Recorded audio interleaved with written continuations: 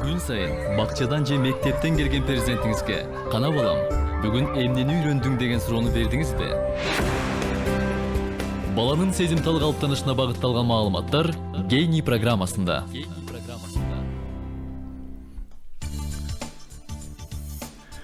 Саламатсыздарбы, урматтуу радио көрөрмандар. Сиздердин назарыңыздарда Гений программасы. Уктуруу мен Асылбек Жодобеков алып бардымын. Режиссер пультта Айжан Орунбаева. Биздин берүү Роза Тумбаеванын Демилге Сейил аралык коомдук фонду менен биринчи радионун биргелешкен долбоорунун негизинде ого чыгууда. Биз бүгүн мектеп жашына чейинки балдарды окууга даярдоонун аспектилери тууралуу сөз кылабыз. Биз менен бирге болуңуздар. Алгач программанын катышуучулары менен тааныштыра кетейин. Түнгатарова Назгүл, педагог илимдердин кандидаты, доцент. 480 сааттык программа боюнча ошол авторлордун бири. Андан тышкары Камалова Айгүл, мектеп жашына чейинки балдарды өнүктүрүү боюнча адис, билим берүү жана илим министрлигинин мектеп жашына чейинки балдарды окутуу боюнча кеңешчиси. Кош келдиңиздер студияга. Назгүл эже, мына сиз мына 480 сааттык программа 2 жылдан бери иштеп атат. Анан ушул иштөөдө мындай абдан көп жаңылыктар болду. Мына жыл айланып дагы эле болсо бүгүнкү күндө мына жаңы окуу жылы башталган турат. Ушул окуу жылы башталган мезгилде ушул кенже курактагы мектеп жашына чейинки балдарды мектепке киргизүүдө негизги бир жагдайларга токтоло кетсеңиз бүгүнкү күндөгү. Эми негизги жагдайлар деп ушу мектепке даярдоону ала турган болсок, анын ичинде эң биринчи кезекте ушу балдардын баягы ар тараптан өнүгүүсү, логикалык ой жүгүртүүсүнө басым жасоо менен даярдык жүргүзүшсө жакшы болот эле.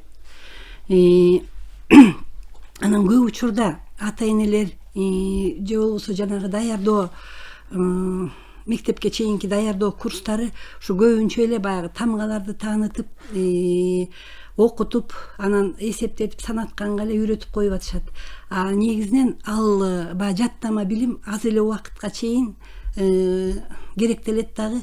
Андан кийин анан баланын ой жүгүртүүсү анчалык деңгээлде өнүкпөгөн болсо, баягы материалды өздөштүрүү кыйын боло баштайт экен. Ошон үчүн биз деген жанагы биринчи эле басымды окутуп, анан саната койгонго бурбастан биринчи басымды ушу биз балдарды ой жүгүртүп, жалпы өнүгүүсүнө басым жасасак жакшы болот эле. Ошол жерде 480 саатты айткандай эле башка программаларда дагы бар. Эң биринчи кезекте ошо балдардын дене тарбиясына, дене өнүгүүсүнө, анан когнитивдик таанып билүүсүнө көңүл буруу, социалдык, эмоционалдык жагына көңүл буруу жана эстетикалык жагына көңүл буруу деген ошондой бөлүмдөр бар. Эгер ошонун негизинде иш жүргүзүлсө, анда балдардын мектепке даярдыгы толук кандуу деңгээлде даяр болот эле деген ойдобуз. Абдан жакшы, Назгүл айым.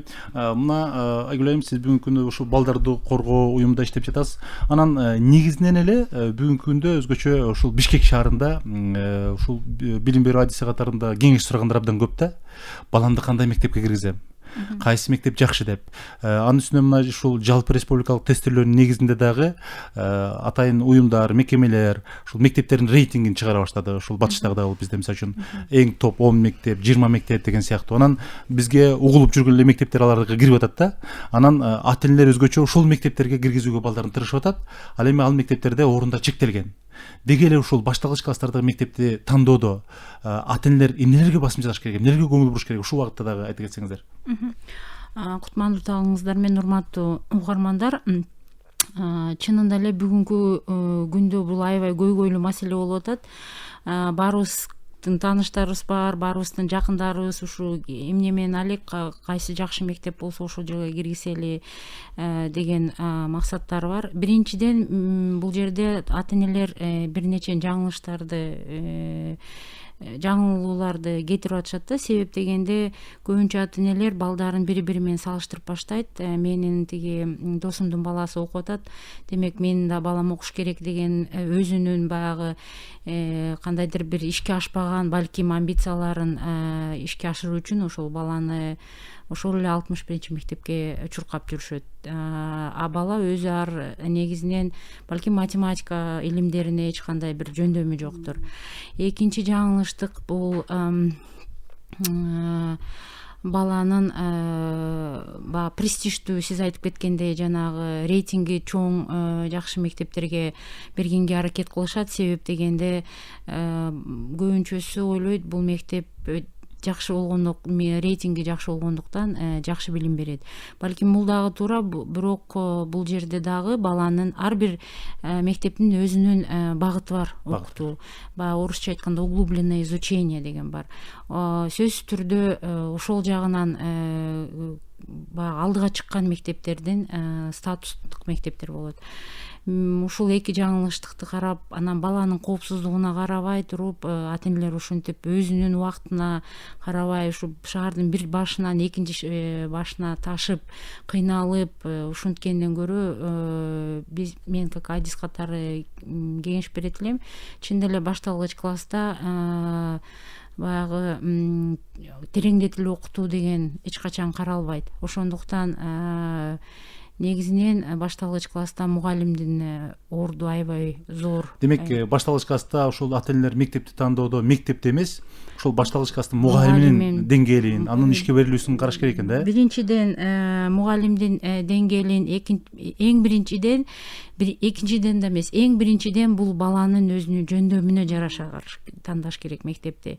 Экинчиден өзүнүн дагы убактысына дагы жараша кылыш керек. Өзү кыйналып, эртең менен жанагындай пробкалар болот, жетпей, жумушка кечигип, бала эч качан ошондо бала дагы мындай чыңалууларга, стресске кабылат, туурабы? Бала да сөзсүз түрдө стресске кабылат. Үчүнчүдөн, чынында эле мектепке келип, негизинен үйдүн жанында мектепке бергенге аракет кылыш керек да, же болбосо жумуштун жанындагы. Эми бул жагдай өзгөчө мындай өнүккөн мамлекеттерде, башка мамлекетте чечилип калганда, мисалы үчүн мен ошол Америкага барганда көрдүм эле, эгерде ошол жерде мектеп абдан жакшы деңгээлде мыкты даярдаса, ошол жердин айланасындагы үйлөр абдан кымбат болот экен да. Ошол жерден мектептин сиз айткандай мектептин түбүнөн тамалганга сатып алганга алектенет экен. Эми бизде андай жагдайлар жок. Ошол эле мезгилде ата энелердин жанагы балдардын өзүнүн балдарын жакшы мектептерге жайгаштыруу аракети бул бекерден эмес. Себептен ар бир ата эне буну каалап атат да. Бул жагдайды мисалы үчүн Назгүл эже, мисалы үчүн 480 саат бүгүнкү күндө мына мектепке даярдап атабыз. Более-менее мектепке даярдыктан өтүп атат балдар. Эми ушул жагдайда, ушул мисалы үчүн бүгүнкү күндө ошол мектептердин жана балдардын жайгашуусунун маселесин чечип атабы ушул маселе? Бул жакшы эле өбөлгө түзүп атат. Ошо мектепке балдарды киргизүүгө, балдардын даяр болуусуна 480 саат жакшы эле өбөлгө түздү деп айта аламын. Анан ушул боюнча дагы бир көйгөйлүү маселе, биз ушу тренингтерди өтүп жүргөндө бул айыл жеринде да болдук, шаар жеринде да бүт мугалимдер менен ушу тренингтерди өтүп аттык. Ошондо контингентти карасак, жана алдыда өзүңүз айтып кеткендей, мектепти эмес, мугалимди тандаш керек экен. Бул айыл жеринде баягы мугалимдин орду тартыш болгон үчүн бир мугалим эле көп жылдар иштейт экен. Анын стажысы, тажрыйбасы чоң мугалимдер көбүрөөк болот экен дагы.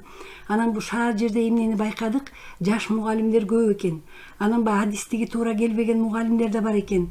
Себеби мектепте ушу кадр маселеси ушу башталгыч класс боюнча аябай тартыш болгондуктан башка адистиктеги мугалимдерди деле башталгыч класска алышат экен. Эми ал балдардын жаш өзгөчөлүгүн билбегенден кийин эми мындай тажрыйбасында балким үйрөнүп атат чыгар.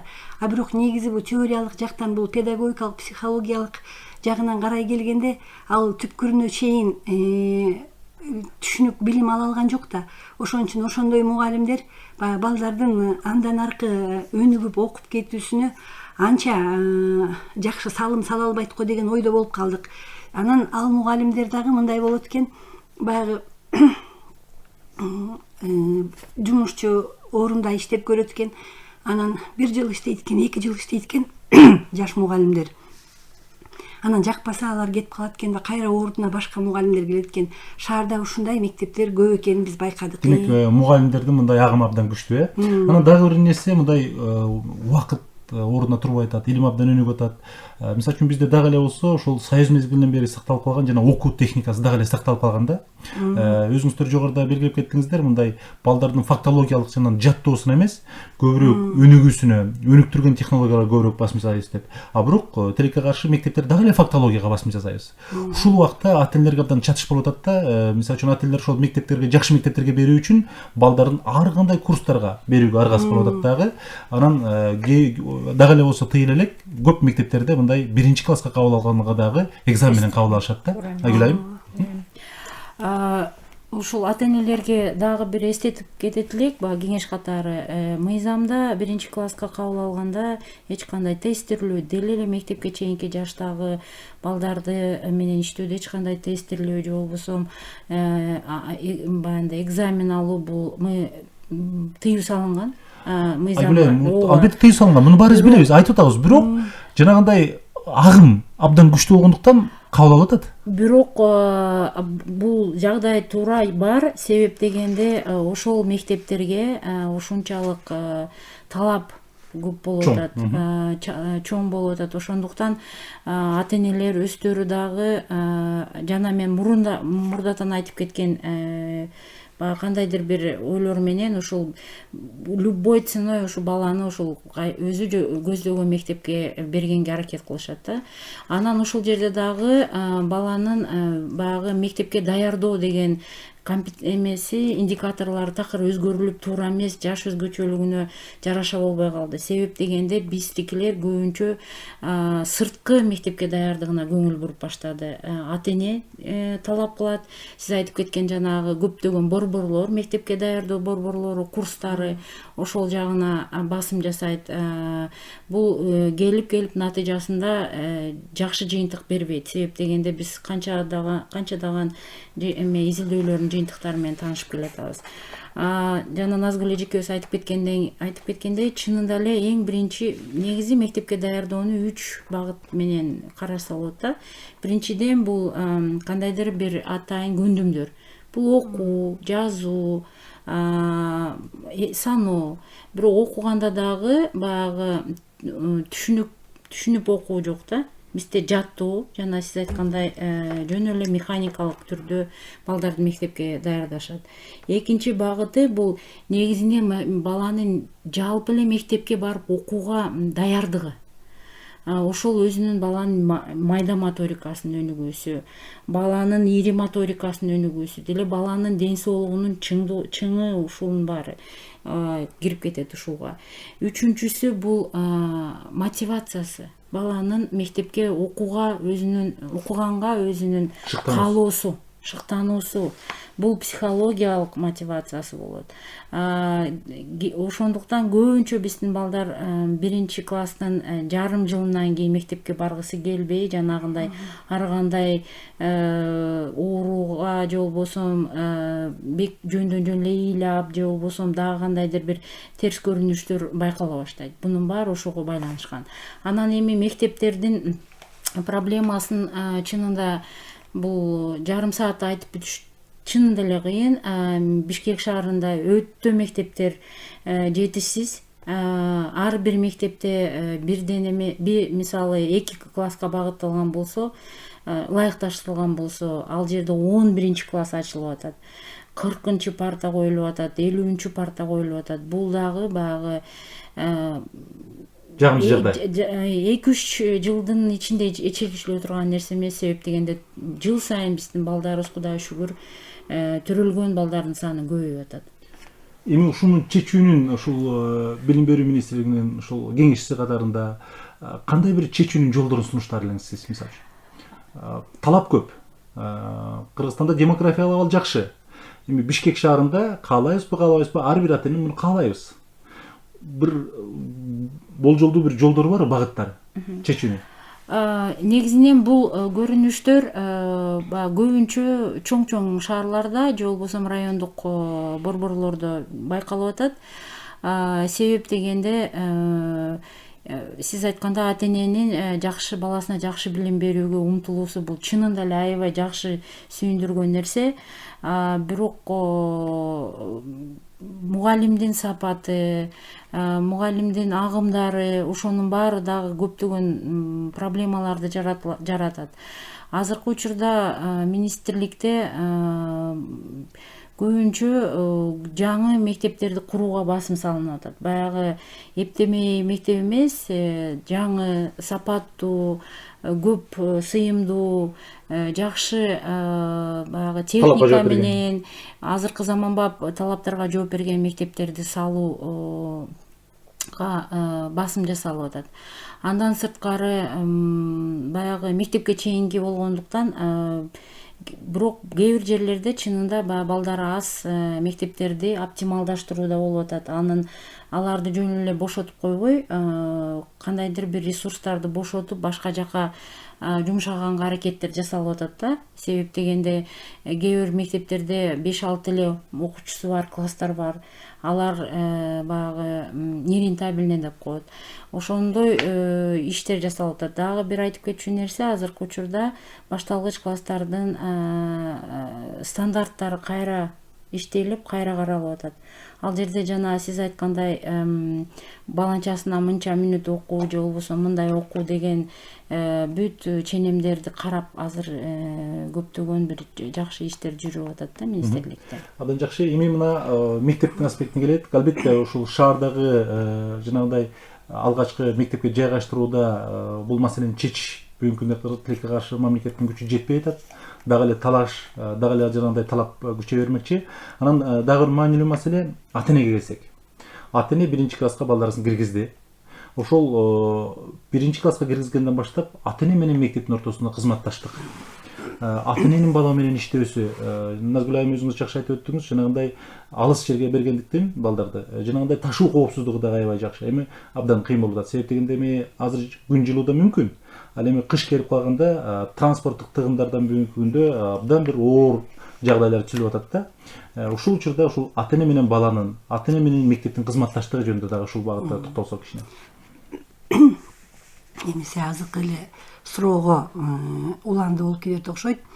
Жанагы эки эң биринчи бул ата-эне менен мектептин, ата-эне менен мугалимдин байланышы деген жанагы эле айтып кеткендей, ушу 480 саат программасында деле баягы андан мурунку 240-тыкта 100-дүктө деле ушу ата-эне менен иштөө деген атайын бир чоң бөлүм бар.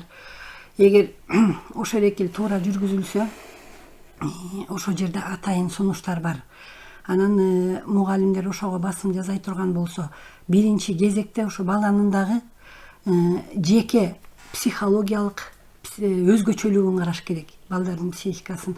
Жанакы суроодо айтылгандай, жанагы тестирлөөнү Айгүл айым айтып кетпедиби? Бир ченемдер менен балдарды тестирлөө жүргүзөт деп. Эми ошол эки эле ченемдер, өлчөмдөр баардык балдарга туура келе бербейт да. Себеби балдардын ар бир баланын психикалык өзгөчөлүгү башкача. Анын психикалык процесстери башкача. Мисалы үчүн бир бала бат кабыл алат, бир бала жай кабыл алат дегендей. Же болбосо темпераменти боюнча да ар кандай болушу мүмкүн. Бир бала холерик болсо, бир бала флегматик болушу ыктымал. Анан жанагы эки өлчөмдөр, ченемдер ошол жагынан туура келбей жатпайбы? Ошол экини баланын психикалык өзгөчөлүгүн эске алуу менен ата-эне менен мугалимдин биргелешип иштөөсүндө ошондо ата-эне дагы туура түшүнө билет эле баласынын өзгөчөлүгүн. Себеби көп эле ата-энелер бул педагогикалык жактан алыс да. Өзгөчө азыркы ушу шаардагы жаш ата-энелер ойлойт, эгерде баласына аябай жакшы жана кымбатыраак кийимди кийгизсе, жакшы тамак алып берсе эле мындай жакшы багып атам деген түшүнүктө болуп атпайбы? Ал эми баланын өсүүсүнө кам көрүү үчүн ошол ата-энелер эле көп учурда мектепке келип беришпейт. Кызматташтык жок эсен. Кызматташтык жок. Мыкты мектепке киргиздик, мугалимге бердик. Болду дегендей. Анан мугалимдер дайым айтышат, биз деген алар менен биргелешип иштемек тургай чогулушка араң чакырабыз. Ата-энелер чогулушуна араң келишет дейт. Анан ушул жагынан мен кайрылат элем ушу ата-энелерге. мектептен качпай көбүнчө мугалимдер менен биргелешип иш жүргүзсө баласынын дагы психикалык жактарын жакшы өздөрү билип калмак. Себеби баягы баарында эле педагогикалык билим жок да. Албетте. А мугалим болсо уже каныгып калган, тажрыйбалуу, ал ар бир балага кандай мамиле жасашты билет, баланын өзгөчөлүгүн да билет. Ошол боюнча ата эне көп маалымат алмак дагы, анан баласынын өнүгүүсүнө, өсүүсүнө жакшы көмөк көрсөтмөк да. Бир эле мугалимге баягы биз бердик мектепке, анан эми мугалим иштейт, анан бир нерсе болсо балаңар билбей жатат дегендей мындай десе, а эмне үчүн силер үйрөткөн жоксуңар деген кайра претензия менен да кайрылышат да ата энелерчи. Эгерде кызматташтык жакшы деңгээлде болсо, анда ошондой претензия болбойт эле, себеби ата эне да түшүнөт эле кандай кыйынчылыктар бар, кайсы өзгөчөлүктөргө көңүл буруш керектигин. Абдан жакшы. Сизде кошумча барбы? Негизинен бул жерде бир гана ата эне дагы, чынында эле ата энеде баягы жоопкерчилик жок болушу мүмкүн. Себеп дегенде алар негизинен материалдык жагына көңүл буруп калышы да мүмкүн. Бирок арабызда жакшы аябай ушу баласынын өнүгүүсүнө кызыккан, баласынын жаш өзгөчөлүгүнө кызыккан ата энелер аябай толтура. Себеби дегенде азыр замандын талабы башкача болуп атат, ошондуктан андай ата энелерибиз да бар. Бул жерде чынында мектептин күнөөсү жок, ушундай мугалимдер баарын билет, же болбосо мугалимдерди кызматташтык курууда мугалим күнөөлүү эмес, бир гана ата эне күнөөлүү дегенден да мен кичине алысмын. Себеп дегенде кээ бирде азыркы учурда биз ушул уюм, эл аралык уюм, балдарды коргойлу, ушул тараптан биз көптөгөн тренингтерди өтүп атабыз. Биздин көбүнчө тарбиячыларыбыз ата энелер менен кызматташтык дегенди бир 2-3 эле багытын эле түшүнүшөт да. Себеп дегенде бул ата энелер баягы көмөкчү, акча жагынан, же болбосо балдарына мындай туура, же болбосо кийимин таза алып келүү жагынан гана чектелип калышы мүмкүн кээ бир мугалимдерибиз. Ошондуктан мен чакырып кетет элем, эки жак тең жоопкерчиликтүү менен кызматташ. Жакшы. Мына биз фонд ар кандай багытта иштерди алып барып келатабыз. Мына өзүңүз айткандай мындай барган сайын ата энелердин педагогикалык сабаттуулугунун, педагогикалык маданиятынын жогорулуп бараткандыгы абдан кубандырат. Албетте бул көрсөткүч бизге аябай төмөн. Бул дагы жогорулаш керек. Анан айыл жерине келсек, шаар жеринде албетте сыртта окуган, ушул балдардын өнүгүүсүнө абдан кызыктар, жаштардын саны абдан көп. Ал эми айыл жеринде мектеп тандоодо дагы, мугалим тандоодо дагы тилекке каршы чектелген. Мүмкүнчүлүк аз да. Ушул аспекттен, ушул мисалы үчүн айыл жеринде, тоо жерлеринде жашаган ата энелерге, мугалимдерге кандай кеңештерди, кандай бир сунуштарды бере элеңиздер? Азыркы учурда менде ушундай бир мүмкүнчүлүк болуп атат да. Ушул шаардын мугалимдери менен айыл жеринин мугалимдерин салыштыруу мүмкүнчүлүгү бар, баарыбызда эле болуп атат. Айыл жеринде мугалимдердин ушундай бир билимге умтулуусу шаар жеринде мугалимге караганда көбүрөөк жогору. Себеп дегенде баягы маалымат аз болгондугуна байланыштуу. Ата энелерибиз, барып жүргөн жерибиз, айылдарыбызда баардыгы ушул кээ бирде ушундай жүрөктү оорута турган сөздөрдү айтат. Менин балам деле ушу жарыктуу көрсүн деген сөздөр бар. Демек анын да түшүнүгү өзүнүн деңгээлине жараша баласына болгон билимине болгон баягы умтулуусу, маанилүүлүгүн түшүнгөндүгү бар.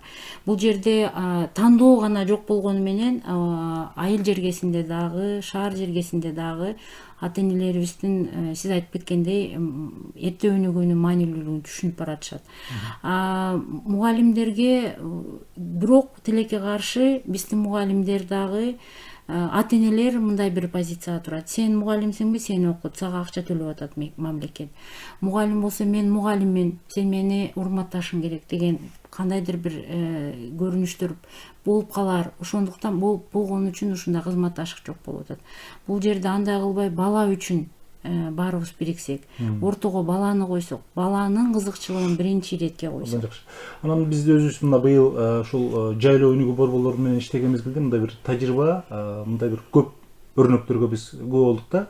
Ушул шаардан барган искусство адамдары болсун, педагогдор болсун, ушул мастер классты көрсөткөн ага эжелерибиз толук балдардын, жайлоодогу балдардын өзгөчө мындай бир нерсе үйрөнүүгө, жогоруда өзүңүз айтып кеткендей, үйрөнүүгө болгон ишкооздугу, алардын абдан бир тез кабылдагычтыгы, таланттуулуктарын бир ооздон белгилеп атышты да. Анан албетте бул жанагындай алардын бир таза жүргөндүгүндөн, өзүңүз айткандай маалыматтын астыгынан, анан абдан унутулгучтугунан болушу керек. Балким мындай Кыргызстан бара-бара ошол шаар четиндеги, айыл жериндеги мындай мамлекеттик бир субсидиялар менен, жардамдар менен инвестиция кылып, ошол жердеги мындай билим берүү мекемелерин күчтөндүрүп, бул дагы мезгил талабы болушу мүмкүн да, кандай дейсиздер? Негизинен биз азыр мындай деп ойлоп атабыз да, мамлекетибизде капчыгында чынында эле аябай бир чоң инвестицияларды жасоого мүмкүнчүлүгүбүз жок болуп атат. Бул ар кандай баягы себептер боюнча. Негизинен биз бир багытты алып, ошол багытка аябай басым жасап, ошол мисалы тил жагынан үйрөтүп. Биз айтып атпайсызбы, Кыргызстан баягы туризмге ылайыктуу жер. Эч качан биздин Кыргызстанга эгерде биз англис тилин билбесек, же болбосо ошол эле биздин туристтер баягы инвестиция алып келе турган туристтерибиз, же болбосо акчасы капчыгы көп туристтерибиз сүйлөп аткан тилде биз сүйлөй албасак, биздин мамлекетибизде туризм эч качан өнүкпөйт. Ошондуктан азыр жанагы биз айтып аткан стандарттарды кароодо дагы ушуга басым жасалып атат. Балким биз чынында эле аракетибизди чанжыратпай, баардык нерсе жумшай бербей, бир багытка багыттуу иштесек, жемиштүүрөөк болот болуш керек. Жана стандарттарды кароо дагы, 480 саатты киргизүү дагы бул ушул максатты көздөгөн иш аракеттер болуп атат да. Назгүл, кошумча. Азыркы өзүңүз айтып кеткен маселеге карата, жанагы жайлоо бала бакчаларына барганда искусство адамдары болобу, педагогдор болобу, балдардын жакшы жөндөмдүүлүктөрүн белгилеп атышты деп айттыңыз го. Ушуга мен кошумчалап кетет элем. Бөбүреке эл аралык программада бир класс системасы бар экен. Ошондо мындай деп жазылган экен, мен ошого толук кошулат элем. Баардык балдар төрөлгөндөн жөндөмдүүлүгү бирдей эле болот. Анан аркы жагы балдарды өстүрүп, өнүктүрүүгө жараша кетет деген ушундай бир фраза бар экен. Ошого мен толук кошулат элем. Анткени балдарды эң биринчи кезекте ошо балдар жөнүндө маалымат болбосо, анда ал тууралуу көйгөй чыкпайт да. Көйгөй чыкпаса, биз эч кандай кыймыл иш кылбайбыз дейт. Бул дагы ошодоки эл аралык программадагы дагы бир фраза экен. Ансыгандай биз эгерде ошо жайлоо бала бакчалары уюшулбаса, ошол балдар жөндөмдүү экенин эч ким белгилемек эмес да. Билинбей эле калмак. Ошол сыяктуу көп эле балдар көмүскөдө болуп атпайбы? Мектепке барганга чейин эч кандай аларды өнүктүрүү, өстүрүү жүргөн жери жок. Анан азыр ошо жакшы иштер болуп атат. Ошо жайлоо бала бакчалар дегенге биз абдан ыраазы болуп атабыз. Себеби балдар жайы менен бош жүрбөй көптөгөн билимдерге, көптөгөн жакшы көндүмдөргө ээ болуп келип атышат. Рахмат. Бул жөнүндө дагы сөз кылабыз. Эми биздин убакыт тилекке каршы аяктап баратат. Өзүңүздөр ушундай бир сүйлөм менен ата-энелерге, быйыл ушул балдардын мектепке даярдап аткан ата-энелерге кыска бир өзүңүздөрдүн кеңештериңиздерди берсеңиздер. Эми жанатан бери айтылып аткандай, же болбосо көптөн бери эле биз ошо ата-энелер менен иштегиле деп педагогдорго баягы үндөө жүргүзүп келатабыз. Анан эң алгач айтуучу нерсе ошо ата-энелер менен мектептин тыгыз байланышы болсо эле, бул балдардын өсүп өнүгүүсүнө жакшы өбөлгө болот эле деп ушундайга чакырат элем да. Негизги нерсе демек кызматташуу. Мугалим менен ата-эне кызматташат. Абдан сонун. Агылайм. Мен ушу ата-энелерге мындай кеңеш берет элем. Эң негизинен ушу өзүңөрдүн балаңарга көбүрөөк көңүл буруп сүйгүлө балдарыңарды. Себеп дегенде ар бир бала, сүйүүдө өскөн бала, анын кандайдыр болбосо, каягында болбосо, ал сөзсүз түрдө мындай өзүнө өзү баягы жетишкен, жакшы жарандан Абдан сонун. Демек, каякта, тоодобу, айылдабы, шаарда окубасын, ата эненин балага болгон мээрими, көңүл буруусу абдан сонун. Ушу менен биз урматтуу радио угармандар, ушу менен биз бүгүнкү берүүнү аяктайбыз. Программанын катышуучулары педагог илимдердин кандидаты, доцент Туңгатарова Назгүл, мектеп жашына чейинки балдарды өнүктүрүү боюнча адис, балдарды коргоо уюмунун кызматкери Камалова Айгүл болду. Режиссер пультта Айжан Орунбаева иштеди. Берүүнү мен Асылбек Жонубеков алып бардым. Бүгүн биз мектеп жашына чейинки балдарды мектепке даярдоонун негизги аспектлерин сөз кылдык. Кийинки эфирден жолугушканча сак саламатта туруңуздар.